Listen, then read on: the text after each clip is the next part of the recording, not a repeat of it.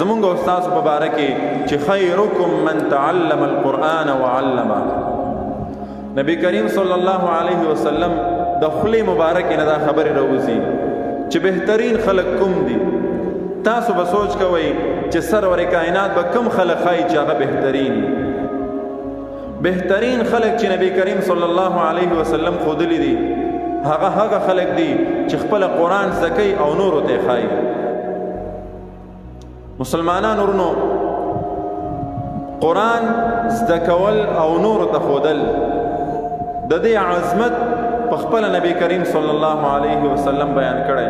ګوره نبی کریم صلی الله علیه وسلم دا نه وایي چې هغه خلق زما د امت بهتر خلق دي کم چې ډېر ښکلي دي، د کمو سره چې ډېر مالونه دي، د کمو سره چې ډېرې غټې بنګلې او غټ ګاډي دي، او د چا چې قوم او قبیله غټه ده، د چا چې مال حال زیات دی، د چا سره پیسه زیاته ده.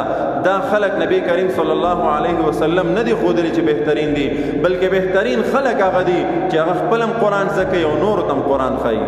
نو په دې باندې مونږ او تاسو د الله شکر ادا کو. ټول وایي چې الحمدلله. په داسې وخت کې چې هر طرف ته ګناه او فتنه عامه ده، مونږ ناسې قرآن زده کوو او بیا دا نیت دی زمونږ چې دا قرآن به نورې خلکو ته ښایو او دنیا ته به دا قرآن رسو. نو تاسو بهترین خلک یې، تاسو بهترین خلک یې. دا زما د خولې وینا نه ده، زه نه وایم، په خپل نبی کریم صلی الله علیه وسلم فرمایي خیرکم من تعلم القرآن وعلمه. نو تاسو ډیر باعزته مبارک خلک یې. تاسو خپل قدر وپېژنئ، خپل ځان ته وګورئ چې الحمدلله د څومره قیمتي انسان یم. انسانان په دنیا کې ډیر دي، خو بیا قرآن والا د قرآن والا عظمت چې کله مونږ ګورو احادیث مبارکو کې